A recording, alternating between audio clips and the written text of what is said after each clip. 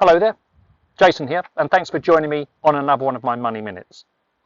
Now, this weekend, I've taken delivery of a self-assembled shed, and I'll just show you the shed, just so you can see. It's all these pieces here, right?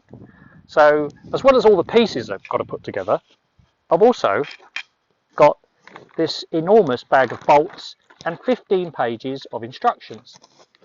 So why am I talking about putting up my shed? Well, it's because I've got a question for you. What does good look like for you in terms of your finances?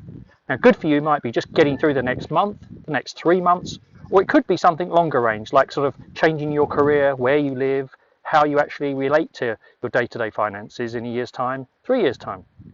The key is you need to be clear what good looks like, and then you can put together a plan and take the necessary actions. And just to prove to you that I do always follow through on my plans, here's my shed. See you next time.